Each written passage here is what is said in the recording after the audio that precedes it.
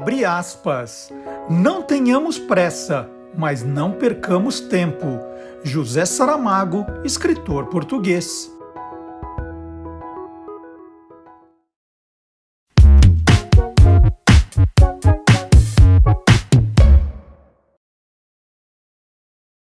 Olá, curioso! Olá, curiosa! Começando mais uma edição do Tô Lendo, o programa que mostra o lado curioso dos livros, dos autores, dos ilustradores, dos revisores, dos checadores, dos capistas, dos designers, dos divulgadores, dos livreiros e também dos leitores. Essa lista vai aumentando, hein, para eu guardar tudo isso.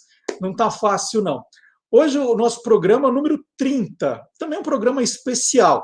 E não é um programa de despedida, né? É um programa de mudança de rumo, como eu já contei no Olá Curiosos do sábado passado. Com o canal Guia dos Curiosos, nós começamos a fazer diversos programas, quadros, são quase 4 horas de programação por semana, né? E muita coisa. A gente sabe que o seu tempo está cada vez mais exprimido, né? Muita oferta, muita coisa. Às vezes não dá tempo de acompanhar tudo. Então, a gente dispersou um pouco, né? O nosso seguidor, o curioso. Então, qual é a nossa ideia? É pegar agora o Tô Lendo, dar uma diminuída nele e colocá-lo dentro do Olá Curiosos também. Então, nós vamos continuar com a Letícia Nascimento, nós vamos continuar com entrevistas falando de livros, nós vamos falar de livros, né? O Olá Curioso já falava também, sempre falou muito de livros, então agora o Tô Lendo fica um pouquinho mais curto, mas vai para dentro do Olá Curiosos todo sábado, né? A partir já desse sábado, já tem livro no sábado agora, então o Tô Lendo já faz sua estreia nesse sábado. Então, nas terças-feiras, você pode aproveitar, se você não conseguiu acompanhar o Olá Curioso do sábado, pode aproveitar essa noite de terça-feira para acompanhar algum programa antigo, algum quadro que você perdeu.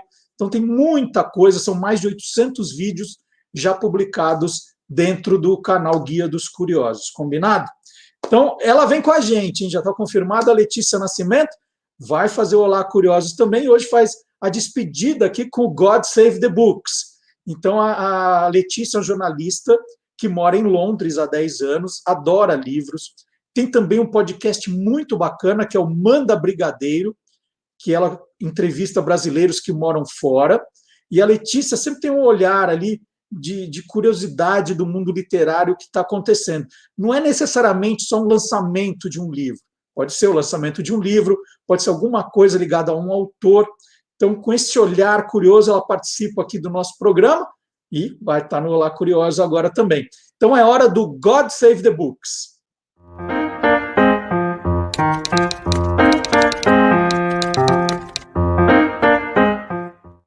Quase 10 anos depois da morte da cantora Amy Winehouse, um novo livro chega às lojas aqui na Inglaterra. Escrito pelo melhor amigo dela, o músico Taylor James, o livro chama Miami: The Life We Shared. No livro, ele detalha momentos muito tristes e constrangedores da cantora. Viagens que ela fez praticamente dormindo, shows que foi obrigada a fazer estando totalmente dopada, como o show em Belgrado. Ele descreve as últimas semanas de vida da cantora como um show de horrores, gastando fortunas em jogos online e bebendo sem controle. Ele diz que ela precisava urgentemente de ajuda e foi totalmente ignorada. A última vez que ele a viu com vida foi 2 dias antes da morte dela. Eles tiveram uma discussão porque ele dizia que ela não podia mais beber. No dia seguinte, ela deixou uma mensagem no celular dele pedindo para que ele voltasse para a casa dela. Infelizmente, quando ele voltou, a ambulância já estava lá. Amy Winehouse morreu aos 27 anos em julho de 2011, após consumir uma quantidade sem medidas de álcool. A BBC deve lançar um documentário no dia 23 de julho para marcar os 10 anos da morte da cantora. Hoje eu fico por aqui e até a próxima. E depois da Letícia Nascimento, é hora de eu mostrar ou alguns livros da minha estante. É hora do Era Uma Vez.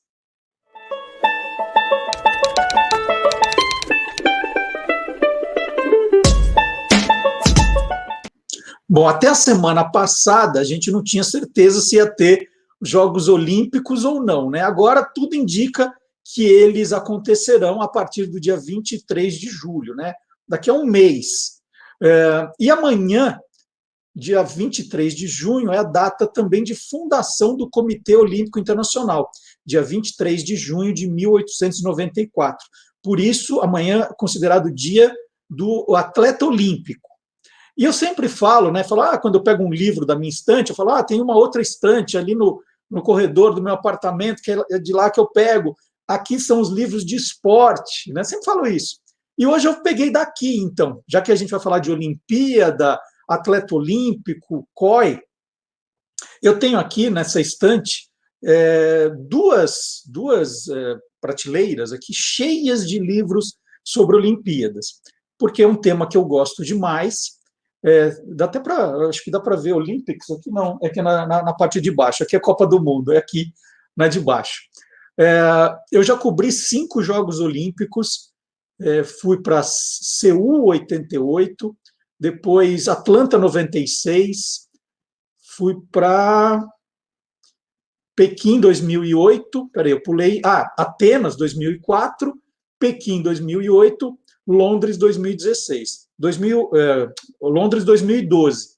Rio de Janeiro 2016, aí eu fui como torcedor, não a trabalho, né? Bom, seriam 6 que eu já fui, 5 a trabalho e 1 como torcedor, como curioso, levei a família. E nessas viagens, né, eu escrevi o Guia dos Curiosos Jogos Olímpicos, nem peguei aqui para mostrar, escrevi o Guia dos Curiosos Jogos Olímpicos, e para fazer esse trabalho a gente estuda muito, lê muito da história olímpica, e eu sempre procurei trazer das minhas viagens livros de recordação e livros com histórias que não foram publicados, livros que não foram publicados no Brasil, né, para reforçar essa minha biblioteca. E eu resolvi hoje mostrar alguns, né? Eu comecei a pegar da estante, falei, não, vou ficar louco se eu for mostrar tudo. Então, peguei alguns, né, para dar um exemplo. Eu posso até mostrar outros depois no Olá Curiosos do próximo sábado. Então, peguei um aqui, por exemplo, que é a Olimpíada de Hitler, né? A história dos jogos nazistas de 1936, de Anton Rippon, Hitler's Olympics. É um livro super bem ilustrado, é um dos melhores que eu já vi da Olimpíada. Opa, caiu aqui o marcador. De 1936. É um livro espetacular, escrito em inglês. Eu não lembro exatamente onde eu comprei. Eu acho que foi em Londres, em 2012. Tem um outro que eu tenho certeza que foi em Londres, em 2012, que eu comprei, que é o centenário dos pôsteres olímpicos, né, dos cartazes olímpicos. Está aqui, o Margaret Chimers, isso? Chimers, Esse eu comprei em Londres, sim. Então, tem os estudos, todos os cartazes feitos para os jogos, os que foram aprovados e os que não foram. Deixa eu mostrar dos jogos de Tóquio de 64, né? Vamos ver se eu acho fácil. Aqui, ó. Tóquio, 1964. Os cartazes, aí tem toda a história, quem desenhou, como foi feito, qual era o briefing, quantas cópias foram editados. É um livro espetacular também, que não é uma coisa fácil de achar, né? Isso aqui no Brasil nunca vi nada parecido. Aí, esse é lindíssimo. Esse foi um dos primeiros que eu comprei, esse eu comprei em Seul, das mascotes olímpicas, né? A versão em selos, esse eu comprei nos Correios de Seul. Vai cair aqui o certificado de autenticidade. Esse aqui é o certificado de autenticidade que eu não mostrei, está aqui. Tem o número de peças que foram feitas 30 mil. Eu comprei a número 15.169. Então, são os selos com as mascotes olímpicas, desde o cãozinho Valde. É difícil mostrar isso aqui. Não, aqui. Desde o cãozinho Valde de 72 em Munique, as mascotes em selos. E aí segue com os cartões, né, os cartões postais das mascotes. Quando eu mostro, eu não vejo o que eu estou mostrando. Aqui. Então, esse foi o primeiro, depois o Castorzinho de Montreal, o Ursinho Misha, e aí vai a Águia San, o Dory de Seul. Isso é um livro espetacular com os selos lançados em Seul na época das Olimpíadas. E vou mostrar mais um só, que também é mostrar esse livro aqui, que é a História da Tocha Olímpica, Philip Barker. E por que eu resolvi mostrar esse aqui para o final? É porque a tocha olímpica tem uma série de significados, né? Como várias tradições olímpicas. E nos Jogos Olímpicos de 1964, o primeiro realizado em Tóquio, esse agora é a segunda vez de Tóquio, mas o primeiro em 64, e está contado aqui, eu vou achar aqui, ó. O nome do capítulo é The Boy from Hiroshima, né? Pode ser o garoto de Hiroshima, mas a gente chama de o bebê de Hiroshima. E quem é o bebê de Hiroshima? Qual que é essa história? Geralmente, uma das grandes surpresas na abertura dos Jogos Olímpicos, na cerimônia de abertura, é tentar descobrir, né, ou se surpreender com quem será que o país vai escolher para entrar com a tocha olímpica e acender a pira olímpica. Esse é o grande homenageado, né? Então tem aquele suspense, né? Que vai chegando no final, um vai passando para o outro. Quem será o último? Quem vai acender a pira olímpica que vai ficar acesa durante a realização dos Jogos? Geralmente é alguém muito especial. E o Comitê Olímpico Japonês, que fez os Jogos 64, escolheu Yoshinori Sakai. Yoshinori Sakai ficou conhecido como bebê de Hiroshima depois desse evento. Essa cerimônia aconteceu no dia 10 de outubro de 64. E o Yoshinori Sakai nasceu no dia 6 de agosto de 1945, data em que uma das bombas nucleares dos americanos foi jogada em Hiroshima, e ele sobreviveu à bomba atômica. Ele nasceu no dia da bomba atômica e sobreviveu. E foi o jeito do Comitê Olímpico Japonês dizer que aquela Olimpíada era a vitória da vida, né? Então, escolheu Yoshinori como representante. Ele era um atleta japonês, competia no atletismo, nunca disputou Jogos Olímpicos, ele ganhou medalhas nos Jogos Asiáticos e foi escolhido, então, para entrar e acender a pira olímpica. Uma coisa espetacular, né? A ideia. Quando ele abandonou o atletismo, ele virou jornalista da Fuji Television e ele faleceu em 2014 aos 69 anos. Então, essa história está toda aqui nesse livro que conta a história da tocha, né? Tem várias cenas aqui. Eu não sei se tem, deve ter do Yoshinori. Deixa eu ver se eu acho uma dele. Não vou achar agora, não vou ficar segurando vocês aqui. Mas tem imagens, eu fico olhando e não mostro, né? Tem imagens dos revezamentos, de como a tocha é acesa em Olímpia, na Grécia. Tem muita ilustração, né? A gente pensa assim, puxa vida, um livro só com a história da tocha olímpica? Gente, tem muita história dessa tradição dos Jogos Antigos, aqui em Atenas. Então, é parte da minha coleção. Eu acho que daria até para a gente ficar mostrando ao longo do mês de julho outros livros. Tem coisas que eu gosto demais de mostrar. Eu fico pegando, folheando, que me dá uma saudade de acompanhar os jogos, né, lá na cidade, que é um evento que, de fato, mexe com o mundo todo. Fala assim, que outro lugar do mundo, né? Eu lembro de 2014, eu no metrô em Atenas, indo para uma competição, e aí a gente fica, né, os jornalistas andam com crachás, né, geralmente está lá o país de procedência, né, de repente eu me vi cercado, assim, tinha um grupo de pessoas, de jornalistas ali, das Ilhas Maurício. Eu falei, nossa, que outro lugar do mundo eu podia ter um contato com Ilhas Maurício, a não ser nas Ilhas Maurício, né? E não era só, eu fiz um quadro para a ESPN, nessa Olimpíada de 2004, que era justamente para procurar pessoas de diferentes países para que elas apresentassem curiosidades, né, cada um da sua nação, momentos espetaculares. Então tá aí, olha, lembranças dos Jogos Olímpicos, a Olimpíada está chegando, falta um mês agora e vai ter de verdade. Bom, vamos para a nossa entrevista, né? Hoje eu tenho uma convidada muito inspiradora. Tenho certeza que vai ser uma entrevista que vai deixar vocês muito bem, assim, depois de acompanhar a história da Verônica Oliveira. É hora da entrevista aqui no Tolendo.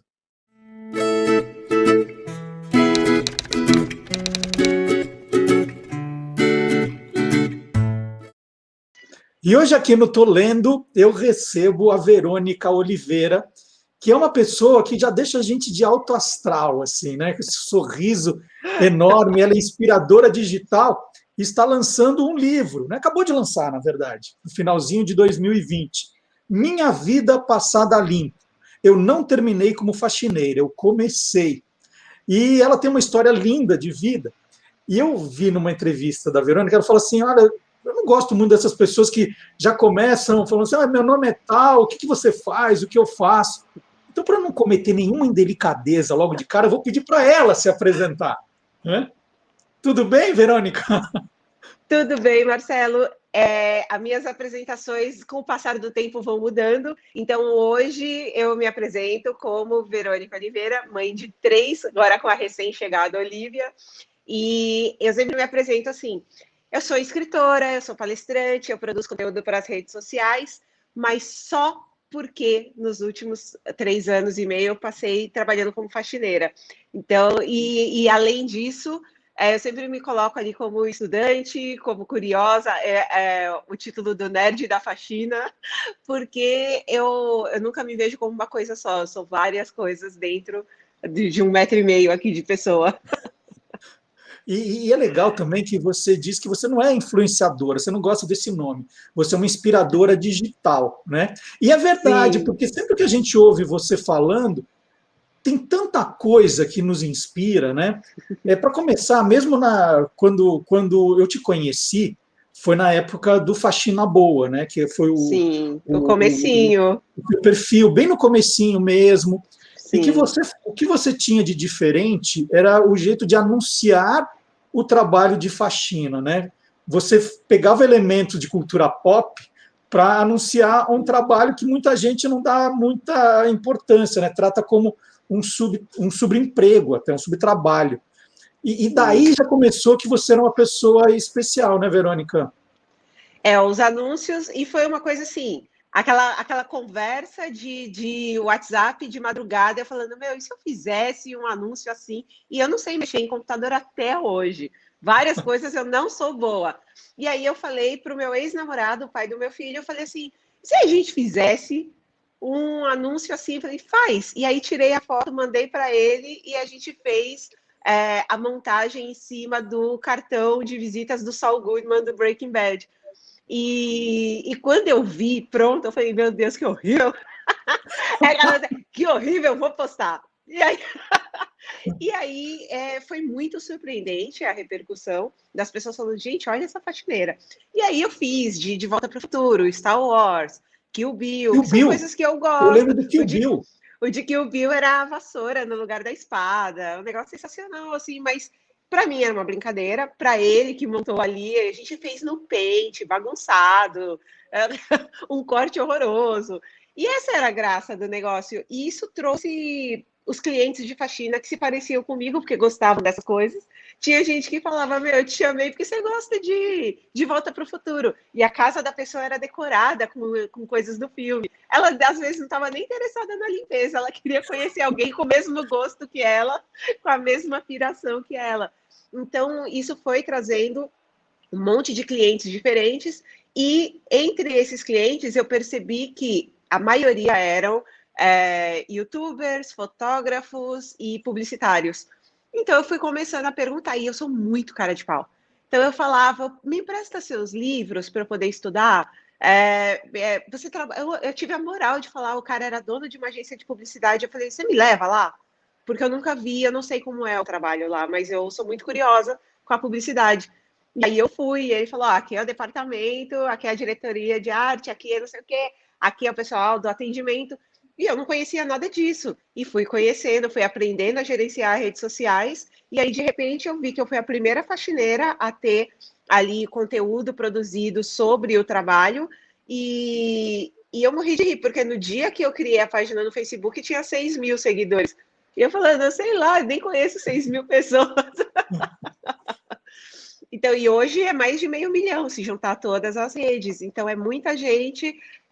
Eu tinha uma noção de que a minha ideia era, isso é muito nichado. Ninguém tem interesse nisso. Depois que eu me liguei, falei, cara, todo mundo tem casa, não é um nicho. Todo mundo mora em algum lugar e limpa esse lugar em algum momento da vida. Então, não é um conteúdo que interessa. Meus seguidores são muito diferentes. Então, desde um apresentador de TV multimilionário, até a menina que a mãe fez faxina e ela pôde estudar e pôde alcançar uma coisa melhor na vida dela, uma profissão mais respeitada, já que a nossa não é, por conta disso. E aí são pessoas totalmente diferentes, mas que se identificam com as coisas que eu falo. Eu demorei um tempo para pensar, por como que eu atinjo duas pessoas tão diferentes? Mas é isso, porque todo mundo tem casa, todo mundo se cuida, todo mundo cuida da casa em algum momento. E o livro é sobre o que exatamente? É sobre o que e para quem, Verônica? O livro, quando eu comecei a escrever, na verdade, tudo que ia acontecendo, eu ia escrevendo e guardando na nuvem. Porque eu sentava no chão. Meu livro foi escrevido literalmente no chão do trem. Obrigada, CPTM. Sentava indo e voltando do trabalho, eu sentava no chão e ia digitando. E guardava tudo aquilo na nuvem para que um dia eu fosse usar. Até que apareceu a proposta, escrever o livro, e eu já tinha muitos textos com reflexões de coisas que aconteciam no trabalho. Mas eu resolvi também juntar uma narrativa que mostra de onde eu vim e o que aconteceu até a criação do Faxina Boa, porque também deixa as pessoas muito confusas quando eu falo que eu nasci num bairro de classe média, de que eu estudei no colégio tradicional, de que eu sei falar outras línguas. Então as pessoas pensam, mas coitada, né? Como é que ela terminou desse jeito? E é por isso que o subtítulo é esse, porque o que eu mais escutava era, tadinha, ela foi acabar desse jeito. E ninguém nunca perguntou, quando eu estava fazendo as faxinas, se eu estava feliz, se eu ganhava bem, se eu sustentava meus filhos, se a gente tinha comida em casa. Era sempre o olhar de pena de eu estar trabalhando e ninguém sabia que eu chegava.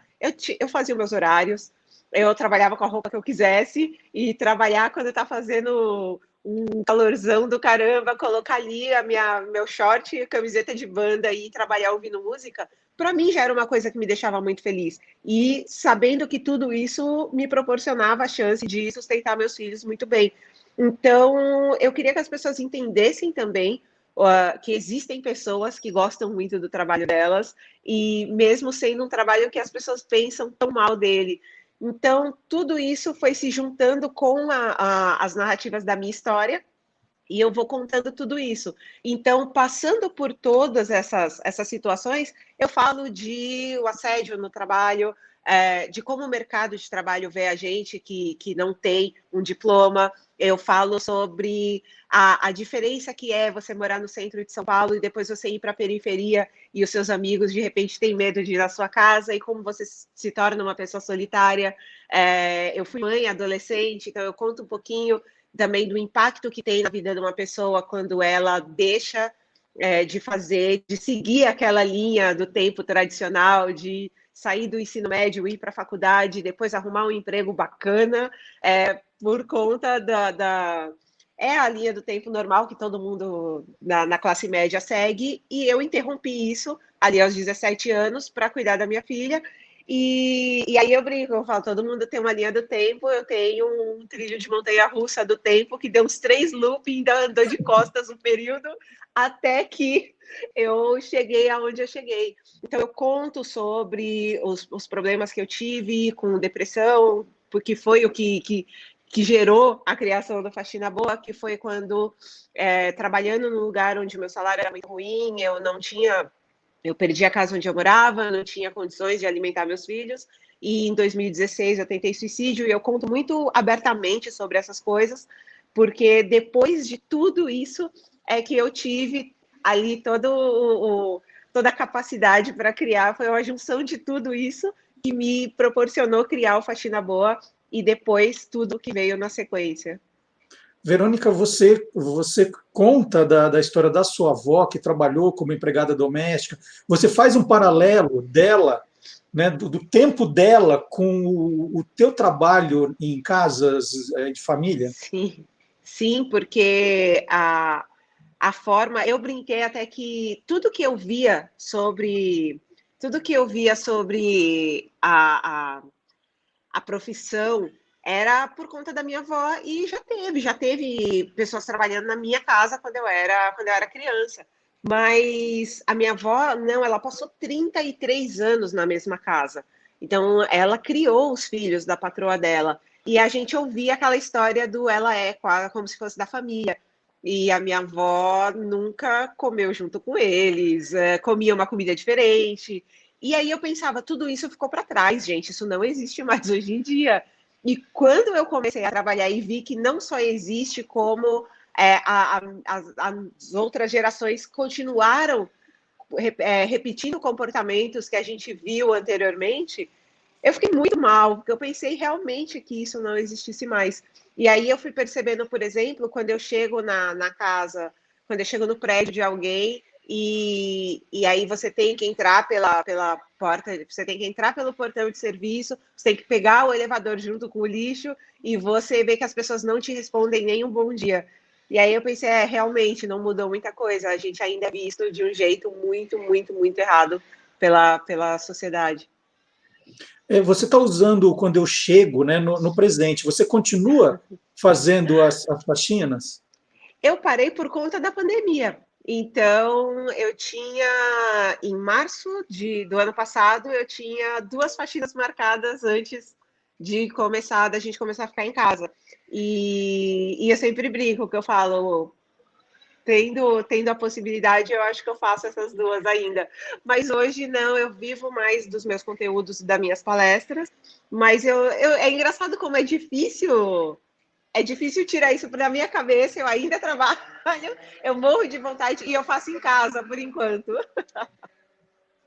E na sua casa, hoje você tem uma faxineira? Você trabalha com alguém de fora ou você diz, não, o trabalho aqui em casa é eu que faço? Como é que é? Eu sempre faço, mas eu tive bebê faz pouco tempo, então de vez em quando alguém vem, quando acumula muita coisa, alguém vem na minha casa, porque eu fiz cesárea, então não posso abaixar, não posso fazer um bocado de coisa.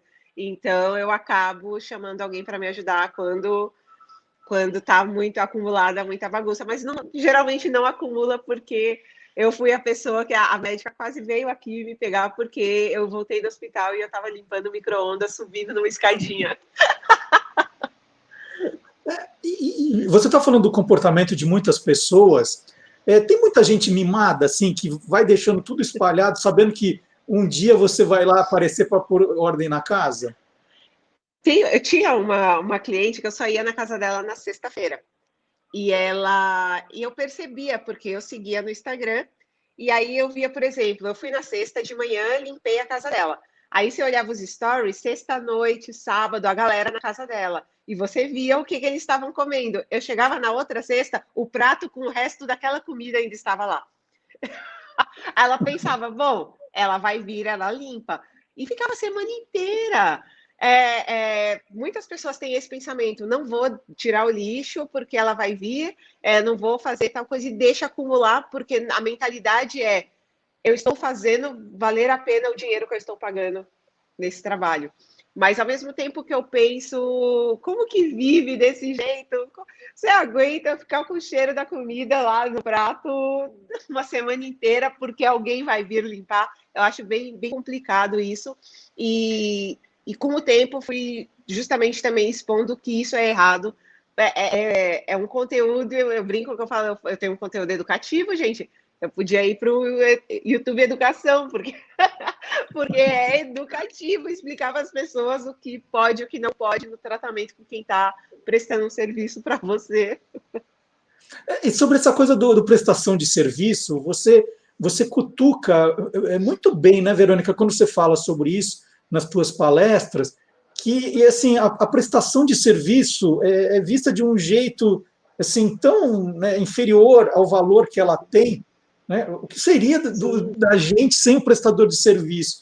Como é que você enxerga isso? E não, eu não estou falando só da faxineira, da empregada doméstica, do prestador de serviço de modo geral. No geral, assim, todo mundo tem uma história para contar. Todo prestador de serviço tem uma história para contar de um momento em que. E assim, são coisas que a gente carrega para sempre. De coisas que a gente já ouviu no trabalho, da forma como a gente é tratado.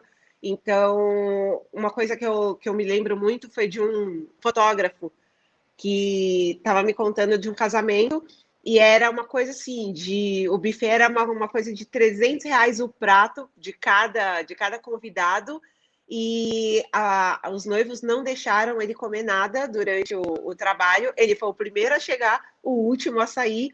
E aí, quando pediram na padaria que tinha ali perto um pão horroroso para ele e mandaram ele comer perto da escada, em pé, para não atrapalhar as pessoas.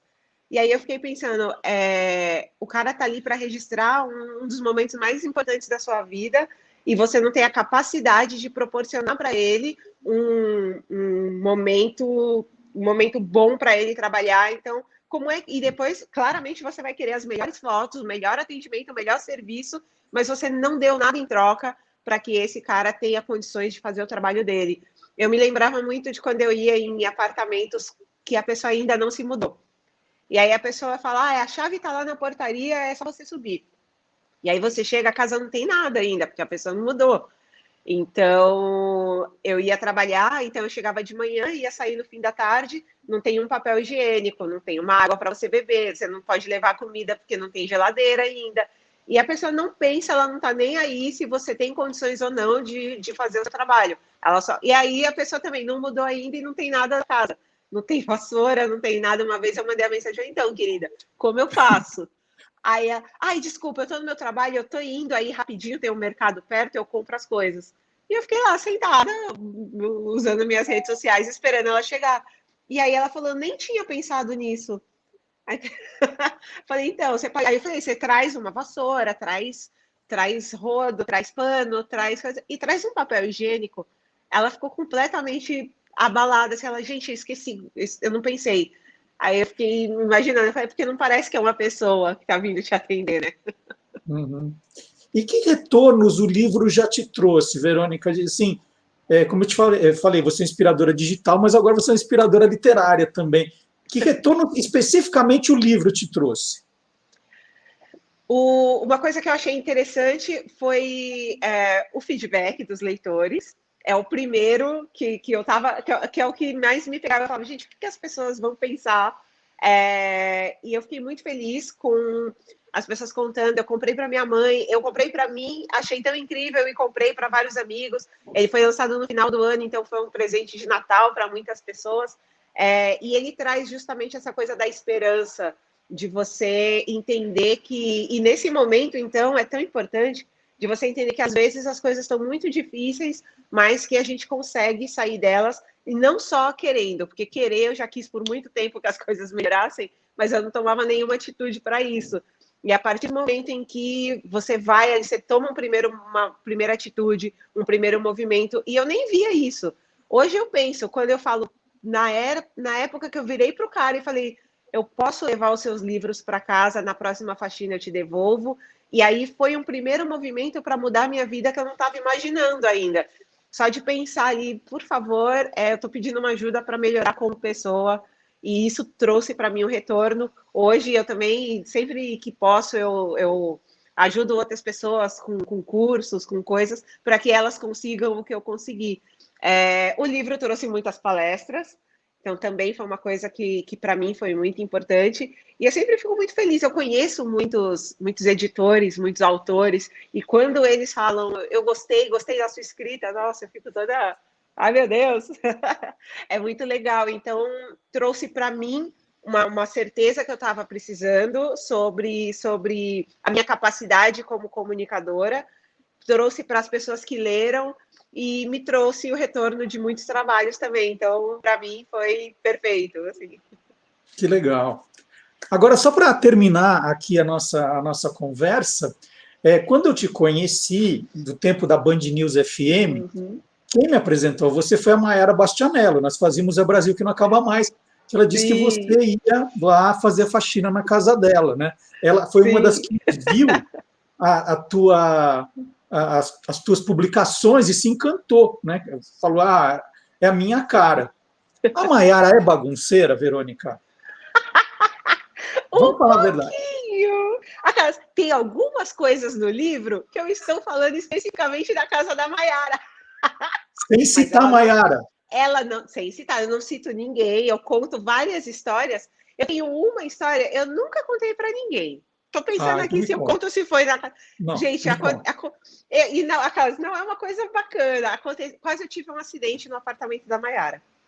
E quando eu penso hoje, me dá até uma coisa. Ela morava num andar muito alto e tem a sacada envidraçada. E eu perdi o equilíbrio e eu quase caí no apartamento dela. Nossa. Ela não sabe até hoje que essa história foi na casa dela.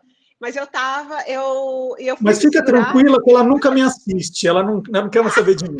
Fica Não vai tranquila, ela saber. não vai ficar sabendo. Mas olha, mas a casa dela é relativamente tranquila, mas é muito engraçado, porque todo mundo fala assim, como é a casa de fulano?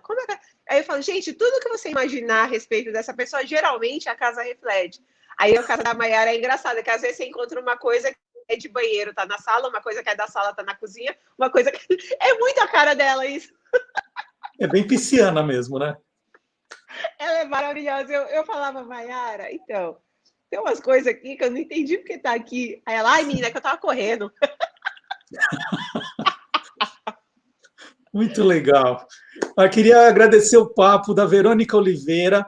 O arroba Faxina Boa continua valendo.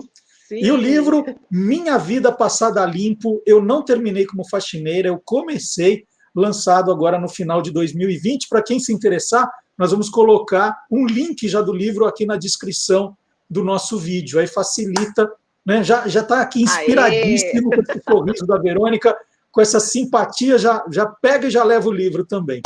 Verônica, muito obrigado pela conversa, tá? Adorei. Obrigada, Marcelo. Um beijo para todo mundo que está aí curtindo a gente. É isso aí. Então fica o convite para você que nos acompanhou, para não esquecer de dar a sua curtida, se inscrever no canal e sábado curtir o Olá Curiosos das 10 ao meio-dia aqui também nas nossas redes sociais. Então, até. Obrigado, Verônica. Tchau, gente. Valeu. Tchau, tchau.